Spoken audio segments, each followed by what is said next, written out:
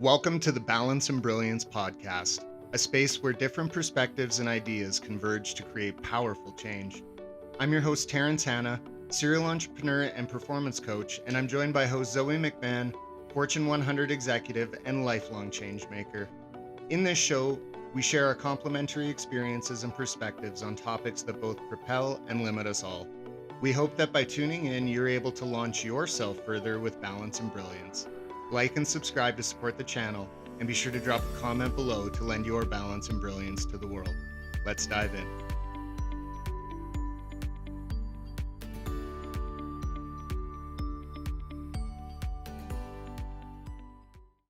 Well, welcome to Balance and Brilliance.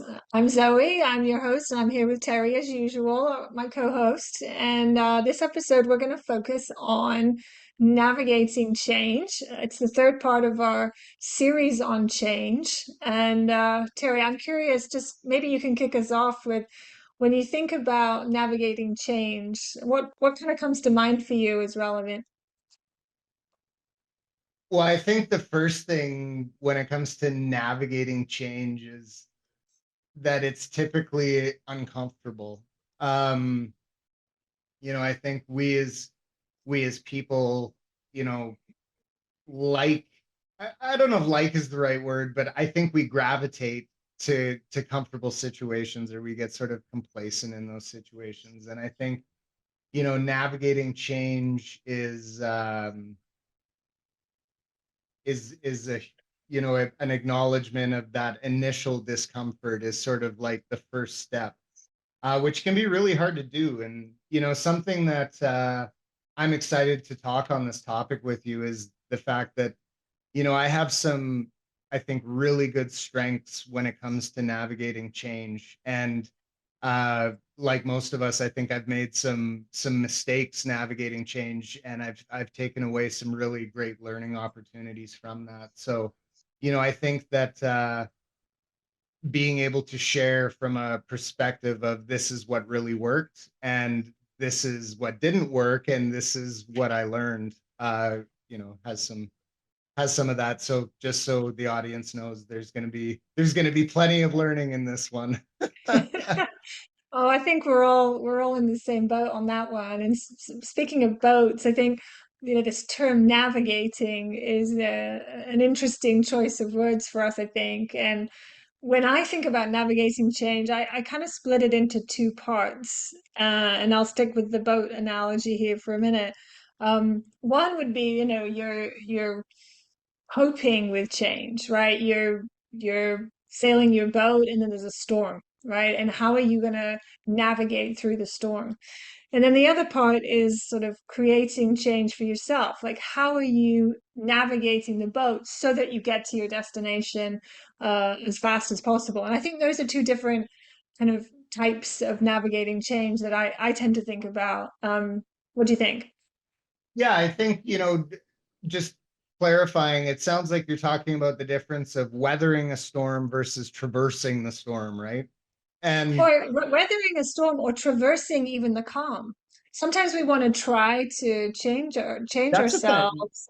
yeah, that's a fantastic point. I mean, I think, a fantastic example, I think, of throwing yourself into change just, would be going to school. You're obviously, the circumstances on your first day of school are going to be, uncomfortable, or the first day at a new job or new career. Um, Actually, another great example of me coming from an entrepreneurial background is the initial phases of starting up your new business, where you're sort of anchoring yourself in the concept of this new professional persona. So I think that there's a lot of nuances that come to navigating the change. But I absolutely love the analogy of the boat and traversing the calm, or the storm, because I think the the overarching sort of message there is it's inevitable. And there's times that it's going to be thrust upon you, and there's going to be times that you need to thrust yourself upon it. And I really, really like that. Well, I think perhaps one of the big differences between those two scenarios, and we talked a little bit about this in the first change episode, is that, if you're sailing and a storm comes, that feels like it's happening to you. It feels like it's like contra to what you're trying to do, and so you're having to cope with it. It wasn't what you wanted, whereas when you're self-directing and tweaking your sail and jibing around and getting optimizing your boat so that you get where you want to go, that's self-directed change, right? And that has to be more palatable for people than change that's kind of imposed on them. But even in the latter, where self-driven change or self-directed change, it still isn't easy. You still bump into obstacles just because of psychological barriers or limiting beliefs or something like that. So maybe they're not that far apart. That sometimes the barriers are externally imposed, sometimes they're internally imposed. But I guess this sense of control on where's the change coming from is got to be part of the equation, right? Yeah, and I mean, in my professional assessment of that, how I would look at that is that the mechanisms that cause change, whether it's us or external or something, whatever, something in our control, out of our control, take your pick. There's a lot of shades of what that looks like, and vectors of of that change. But I think the tool bag for working on that change, whether it be acknowledgement, um, you know, mindset, all of these different types of things, there's the mechanisms for how you can get through it, how you can navigate it are very, very similar. And how I kind of look at that is, you can be driving in the desert, or you can be walking through the forest, or you can be sailing on the ocean. But in any one of those cases, a compass will be useful. And Mm-hmm. so that's kind of how I look at that. Mm. What do you think is the most critical tool, the compass equivalent? What do you think is the standout, big tool that navigating change needs? So I think there's a lot of things that sort of come into play, but something that I really lean on in a lot of aspects of both growth, change, it's a big part of my coaching is working with the inalienable strengths that we all have. Um, so sitting down in a calm and peaceful environment with a clear head, and looking at, in in any circumstance, I think I could do this, or I know I could do this, and this is why, justifying it, and you just know that you've got that area, and coming up with as many of those as you can. This is expanded into a SWOT analysis, where you're looking at your strengths, weaknesses, opportunities, and threats, and putting all of those things down in front of you, where you can sort of make sense of the chaos, and you always have um, this tool bag of what you're good at that you can fall back on, and use those skills, or transfer those skills from situation to situation. Um, so I think that's kind of like first and foremost. Um, as you and I recently had a discussion, it's very easy for anybody, whether, I'm a coach, and this is something that I run into, where you just get flustered, and there's so much external stimulus that your brain just is going, holy smokes, like what's happening right now? And so I think in moments like that, and sometimes you might need help with this, but sitting down and understanding what is in your control, or circumstances that you can maneuver, versus what's completely out of your control. You know what I mean? So retooling your factory is, within your control to some extent, or all extent, depending on resources available. But if a tsunami is rolling in, that's completely out of your control, right? So whether it's on an individual level, or a large scale level, I think these concepts apply. Mm. When I think about changes that I've either weathered or tried to create in myself through my career, for example, um, what's been in my tool bag for navigating change. Um, I think this we talked about this in the episode on leading change, but just reorienting all the time so that if you're going through a new job, just not expecting once something has changed for you, as you said, you kind of have to sit back and reorient about what's needed right now. Like you said, maybe I don't have the right toolbox, maybe I need to retool. And so often I think we forget that although we have this backpack of strengths that we can bring to our journey, which ones are going to be appropriate, or tools, which ones are going to be appropriate right now, requires a bit of an assessment of where you are, right, and the conditions that you're in. So I think that makes sense. And I was speaking to some women in STEM earlier this week, and all of the women who were talking about their careers and how they'd survived kind of changes that they'd been through.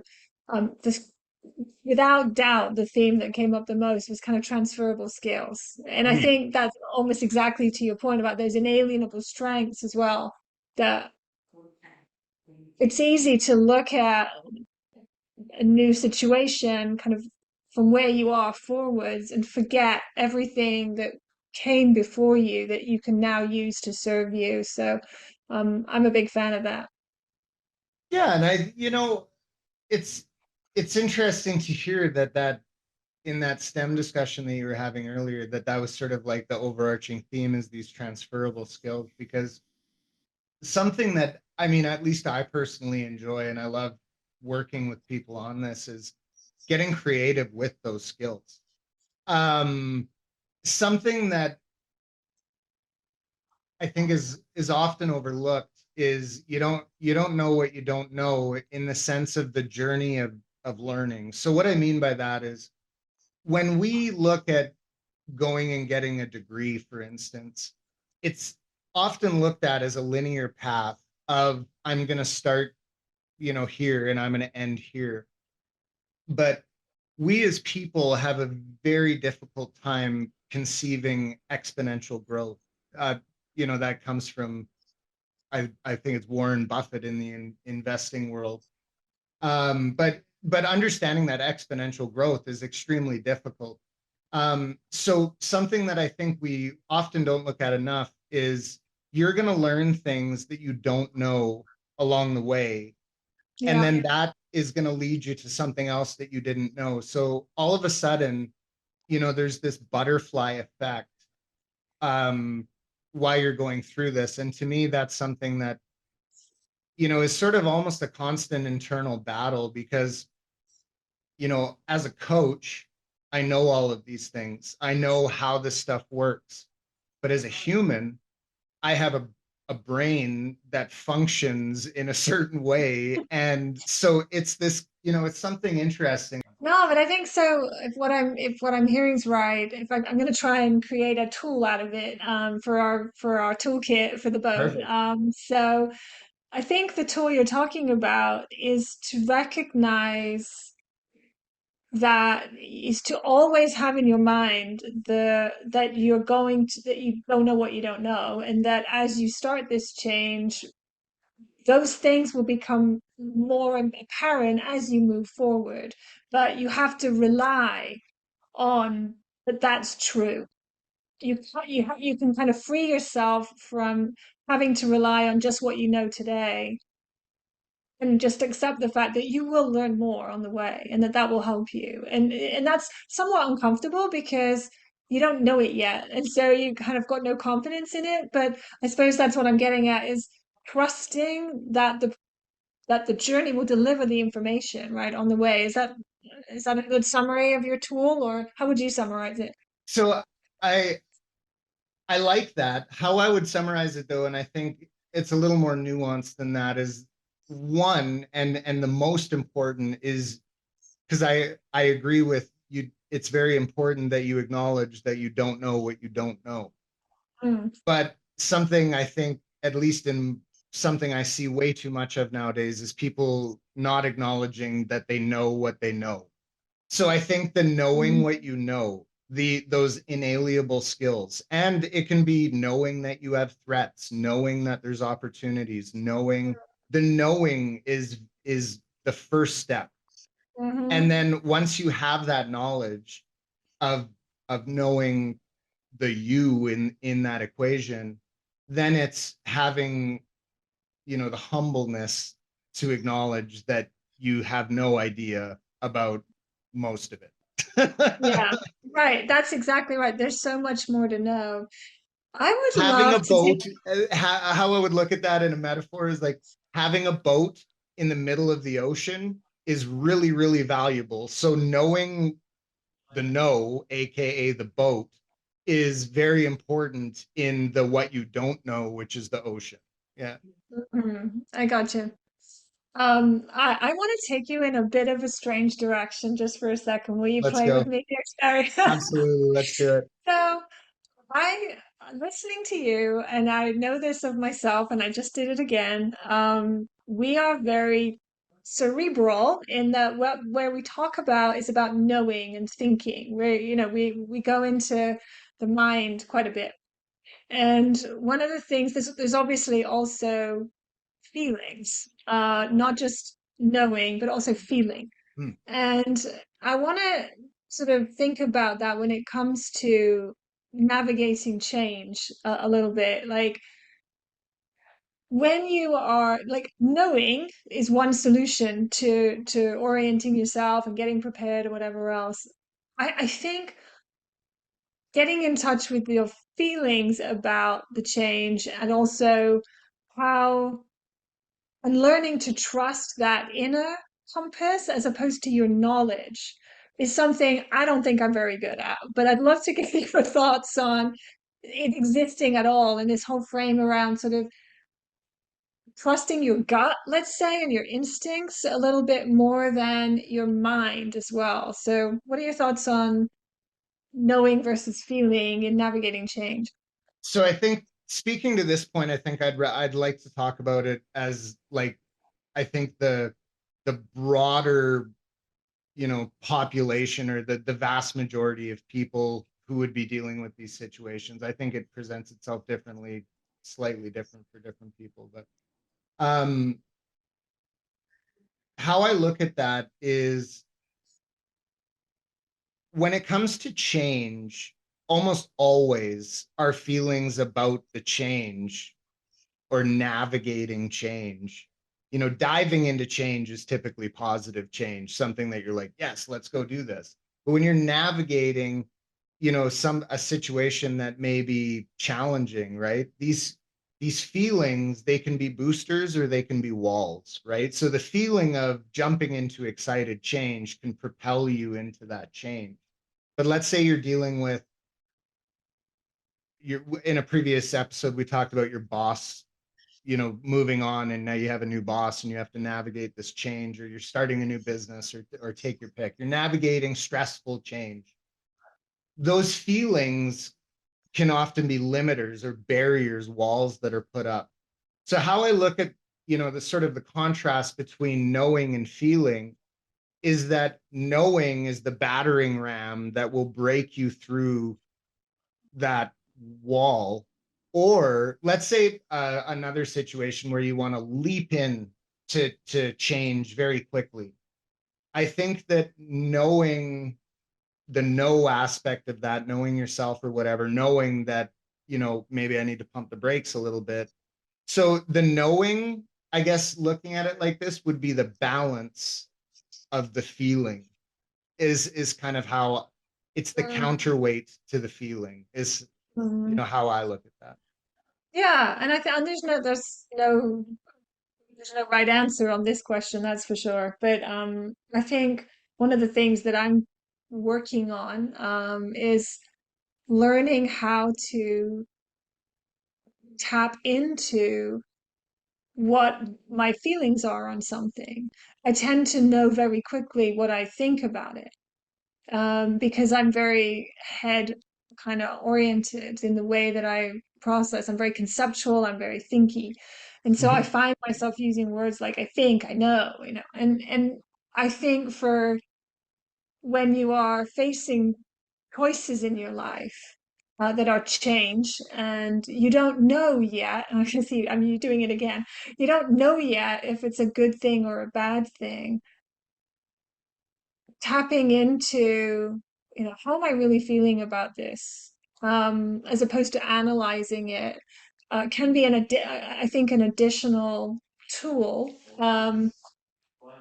building on top of a lot of the analysis and orientation and SWOT and all that that you were talking about, is to pause and just try to get in touch with what are you really feeling, and learning how to separate fears and doubts from, are they just fears and doubts or are they wisdom?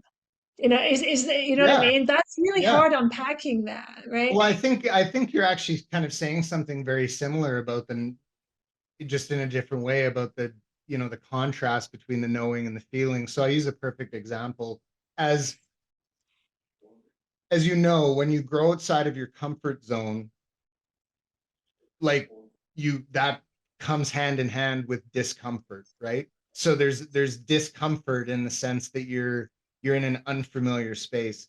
And without knowing that fact, you're more likely to retreat from that discomfort, Yes. right? So the knowing and the feeling and being able to like separate the two, I think is Mm, is remarkably important. Now, regarding that feeling aspect, and I mean, this is always easy to forget in the heat of a moment. Um, but that, you know, I've used this example a lot. If someone punches you in the face, hypothetically, that's going to hurt. That's an external stimulus that generates a feeling, right? Well, that feeling, there's so many things. Like, what is that feeling? It's a result of some type of stimulus. So if you have this feeling, there is a stimulus, whether it's internal or external, that's causing that feeling. And knowing that, as opposed to just being like, oh, I don't feel good right now, or oh, you know what I mean? So there, mm. not to say I you're love the always gonna know, interplay. but the balance is important. Yeah, I love that integration between your feelings and your awareness of your feelings. It's kind of like, that blend there. That reminds me a little bit, when, we've been talking a little bit about being punched in the face, for example. Let's just stick with that example. Um, I'm reminded of the drama triangle, which is very popular in, psychology and work management discourse, and the concept being that whenever you have a feeling in a human interaction or conflict situation, there's normally a, a victim, in this case you, and a persecutor, somebody punching you in the face, and typically there's can be also a rescuer personality, that somebody might come in and punch the other person in the face to protect you, whatever. And so many times in human conflict we have this drama triangle.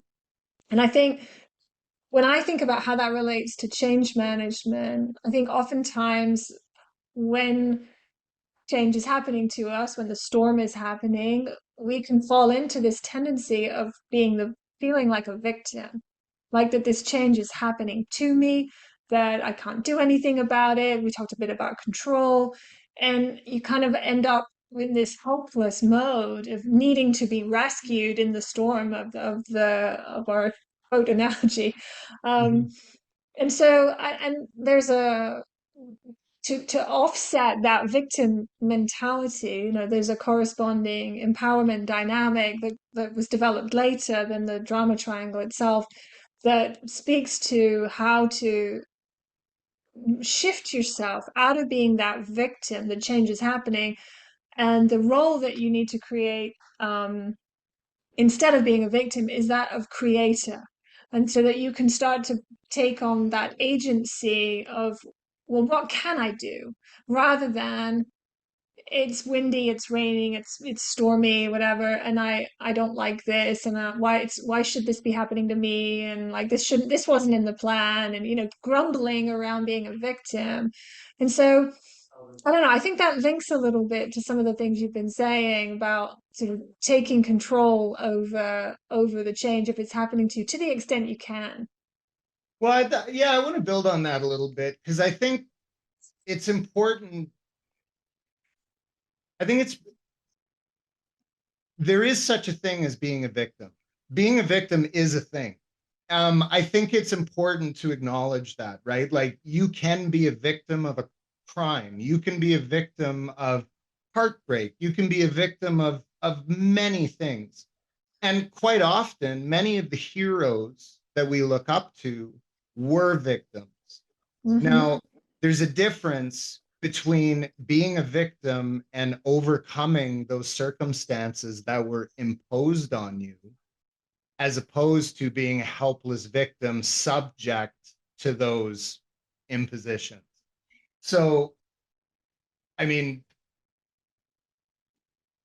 I could give you so many fictional characters as well as actual real life people, who we all look up to, right? And take a look. I was just watching something today. Elon Musk, he had a very, very difficult childhood, and he obviously overcame those in a tremendous way. Martin Luther King, Nelson Mandela, Tony Stark, Iron Man got kidnapped and built his robot suit and got out, and you know what I mean? Like, the people who were subject to something and overcame those circumstances are often people who we look up to with great respect.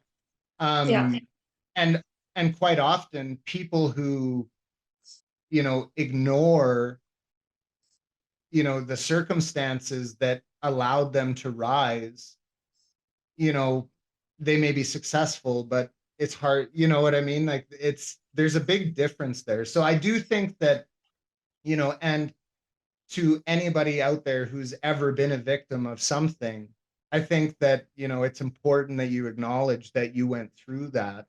But you also know that you have these inalienable strengths inside of you that will allow you to conquer that circumstance. And in doing so, you can inspire others around you.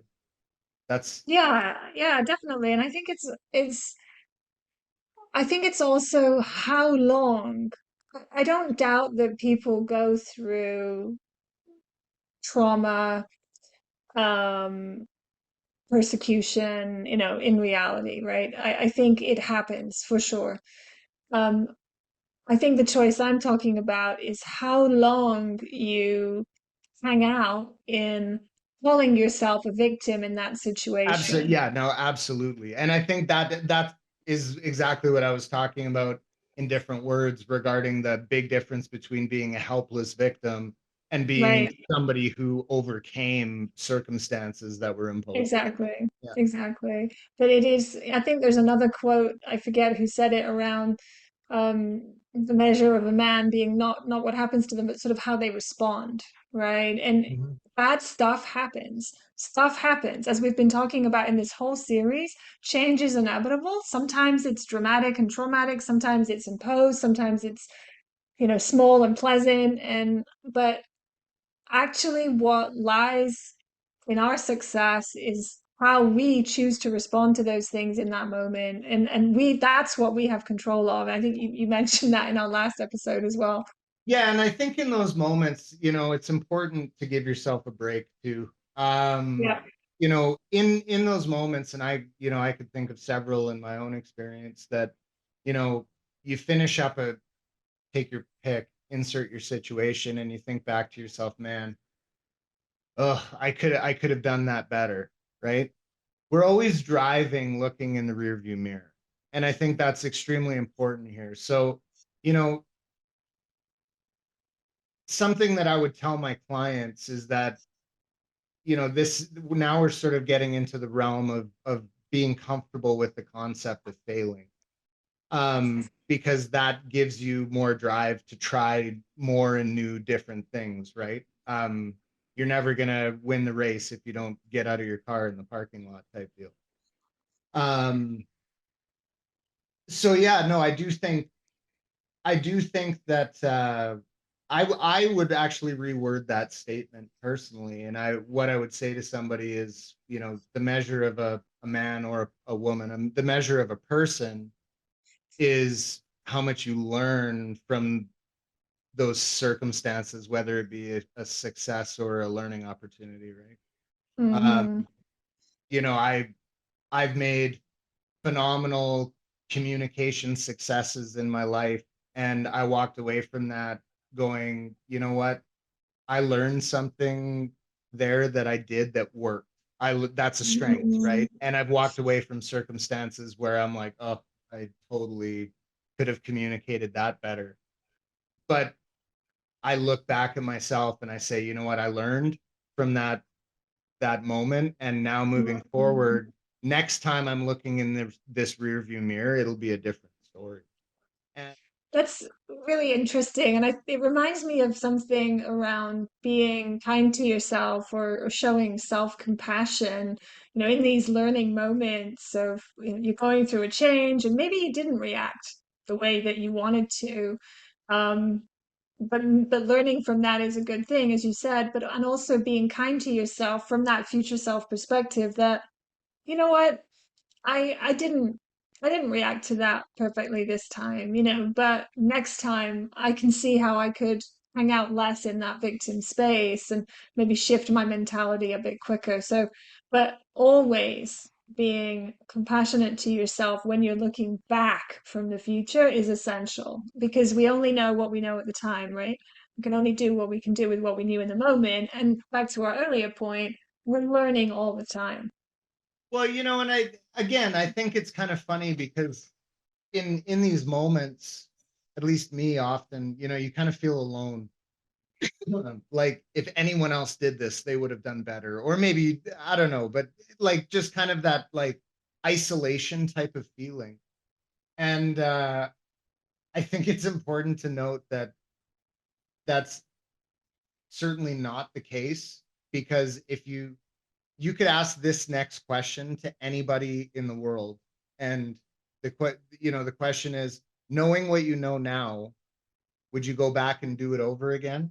And everybody would say yes. I would assume that the vast majority of people would say yes. So in Yeah, those moments, you may feel alone, but the truth of the matter is it's just part of the human condition. Because yeah. you could ask 8 billion people that question, and I bet 7.999 billion would come back with a yes. So we've talked a lot about navigating change in our little boat here. We've got a few tools for coping with either we're trying to go further faster or we're dealing with a storm and some mindset games we can play and some tools we can apply to the problem. Anything else that you've got in your toolkit, you think, for navigating change?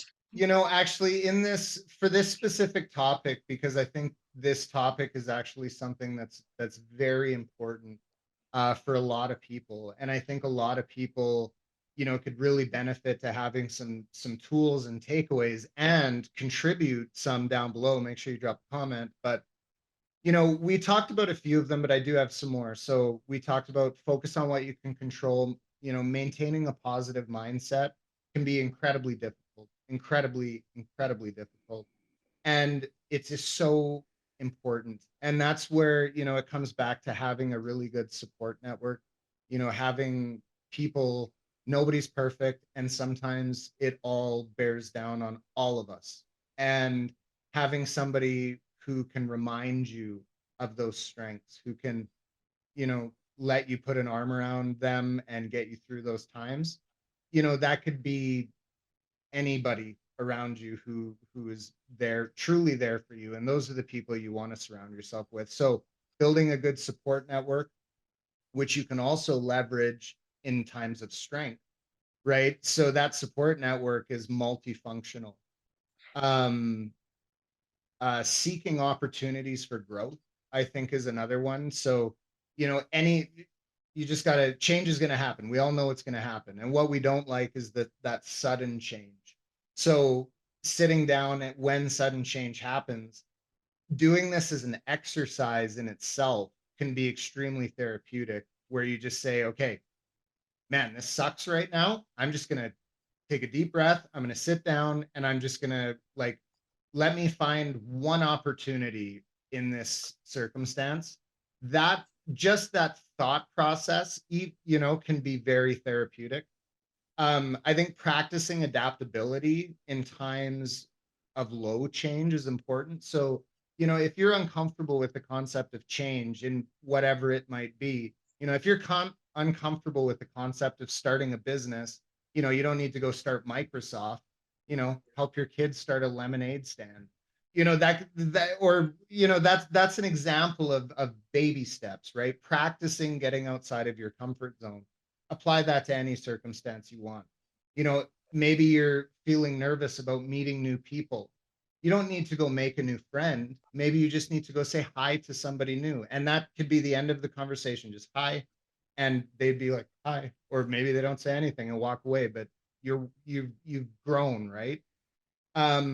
So that I think communicating openly and transparently in those times is extremely important. um, I'll give an example of, and I think this is applicable to whether it's a team navigating change or an individual. But if you're leading the change, if you're the manager of that team going through the change, or you're managing yourself going through change, in those moments of high stress change, you need to understand that there's a high likelihood that you're going to get a lower rate of positive feedback, right? So, you know, if you're telling your team that you're going to retool the warehouse and you're doing all this stuff, yeah, you're going to get some positive feedback, but you're probably going to get a lot of questions, comments, and concerns. Same on an individual level. If you're going outside of your comfort zone, you're going to have one voice that's going, good job. And you're going to have two other voices going, what the hell are you doing? And why are you here? So just knowing that those are all happening, I think is really important.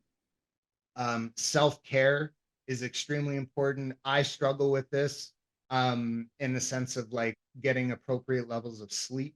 So if I'm going through a moment of high stress change, you and I were laughing about this about myself earlier, is I'm very organized. I like to have things planned out and detailed and lists and everything like that.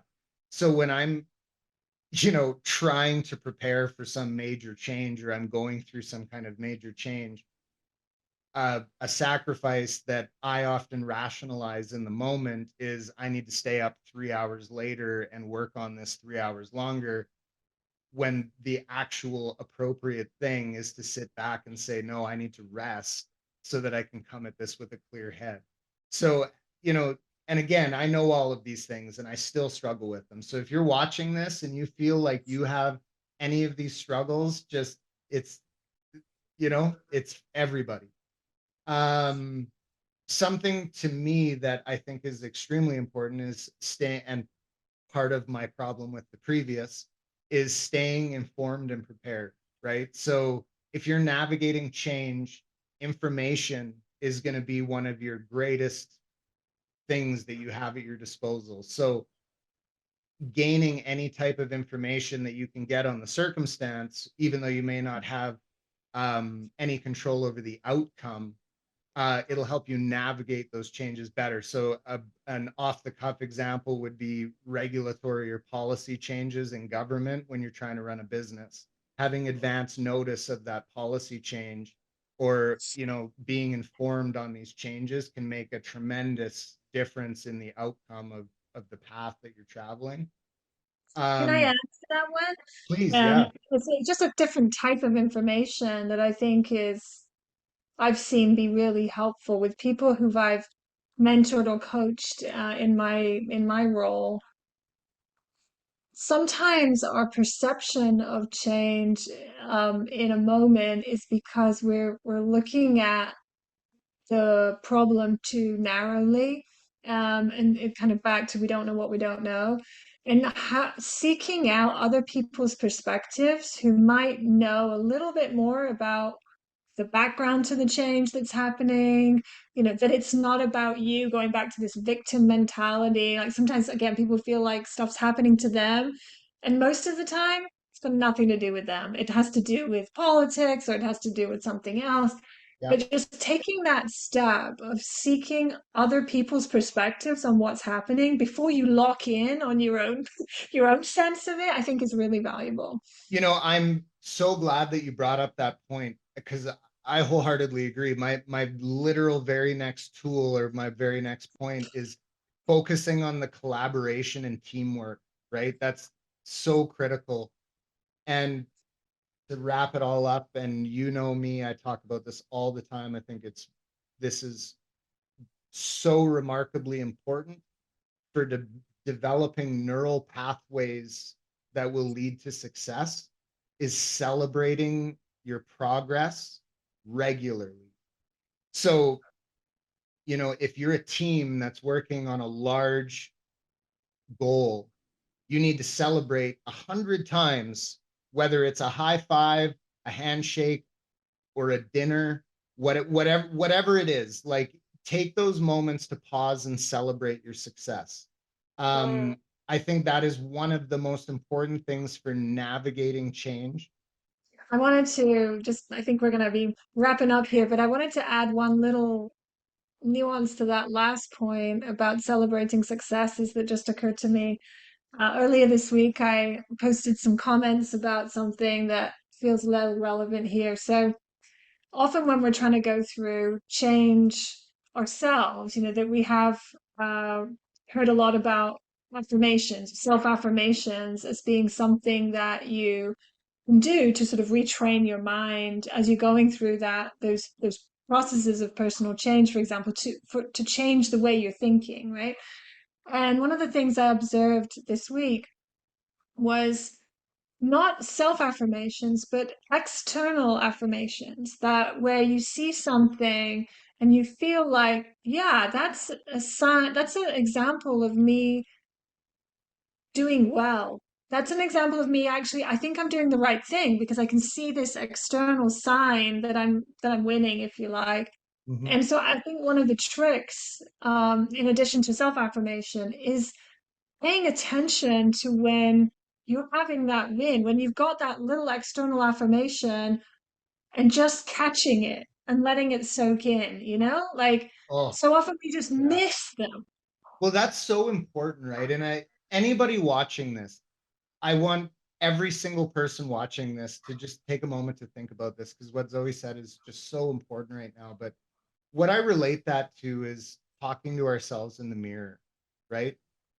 It is so easy for us to say negative things about ourselves in the mirror, to reflect back on us our own inadequacies that we perceive. But it's much more difficult for the average person to look in the mirror and say, I love you. I think you're absolutely awesome. You're good at XYZ. And these things that you could be better at, you're working on. Those are massively different ways that we talk to ourselves, right? So I think what you're talking about in the observation of those examples of things that you've done well, right? I think those external stimulus of positivity on your actions, I think those are really really powerful in the sense that it's a way that you can look into that mirror and what you're seeing in the mirror is a strength that you have. And the more that we do that and the less that we do the latter, I think is just incredibly overwhelmingly positive.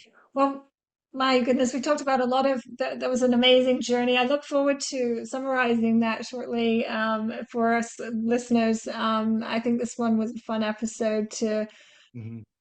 navigate our little boat through the storm and through growing as a person. So, Terry, why don't you take us home here? Leave something down below, drop a like and subscribe. I really, really want to thank you, Zoe, for giving me the opportunity to share some of my learning experiences, my successes, and my mistakes. That that I've kind of gone through on this personal journey, and it's been a wonderful experience today. So thank you for your time. Yeah, well, I think that is a wrap on our series on change. I am sure there's been some things in here that we might pick up on another time, but thank you to you, Terry, and to the listeners. Good day. In this final episode on our series of change, we discussed how to navigate change. I took the reins on this one, and we ended up using the analogy of a little boat navigating through a storm or simply trying to get to its destination faster. Whichever scenario you're in, change is uncomfortable. That's by design. So the first tool in our kit for the boat is the acknowledgement that change is happening and is hard. In other words, we see that the storm is present. Of course, knowing which way we want to go or having our compass in hand is also important. We also need to recognize the strengths that we're bringing to the table that are not in any doubt. Using those strengths to face the parts of the change that are in our control is the best and arguably only place to use them. As we thrust ourselves into change, we will, of course, learn. Terry used his example of going back to school to highlight that learning is more like an exponential curve than a linear progression. The point is that as we learn new things that we didn't even realize we needed or would even learn on the way. Terry makes a great point that you need to simultaneously recognize what you do have, which is a great boat, and to use it to help you solve the unknown challenges of the ocean ahead. At this point, I took us down a track of exploring the ability to tap into our feelings or gut instinct, as well as our knowledge or information to respond to change. Terry acknowledged that being aware of your feelings or knowing them can help to counter their influence, especially if they seem to be fears or doubts. Absolutely no doubt this self-awareness is critical. And I was also reflecting on a need that I perceive in myself to lean on a wider intelligence than just our thinking mind to help us make decisions about what is a right course of action. Being able to discern what are helpful and unhelpful thoughts and feelings is a real skill in navigating change. In fact, we have a whole series coming up on emotional intelligence where we'll go much deeper into this. This took us to Cartman's drama triangle, something I recommend everyone check out if you're not familiar with it. In change, we can often feel like a victim, that somehow change is happening to us. But the more empowering role to take is that of a creator, adopting a mindset of what can I do? This is similar to the point I mentioned earlier about using your inalienable strengths to tackle the parts that you are in a position to influence. As you make the journey into the unknown, that learning is vital, and at the same time, self-compassion and recognizing that we are not alone can also help. Remembering that most people would have similar doubts and fears as you in the same situation is a reminder that we're all in the same boat, metaphorically speaking. Other tips for navigating this little boat ride of change are to surround yourself with others who can remind you of your strengths and help you maintain a positive mindset. Constantly seeking opportunities for growth and finding that one opportunity hiding amidst the difficult change can reduce that sense of discomfort. This mindset allows you to see and be inspired by the beauty on the horizon or the whale swimming next to you. Finally, gathering as much information as you can about the changes you're experiencing, including bringing in the perspectives of others, can help you to contextualize what is happening. Studying the weather in advance, for example, or tapping into people that have more experience than you do, can give you the inside track. And remember that as you proceed, there will be clues that you are on the right track or that the storm is passing by. And we need to take the time to notice those and to let them soak in. Let those wins on the way really show up in the mirror, which is your experience. Well, thank you for joining us in our balanced and brilliant boat, and hope to see you again soon.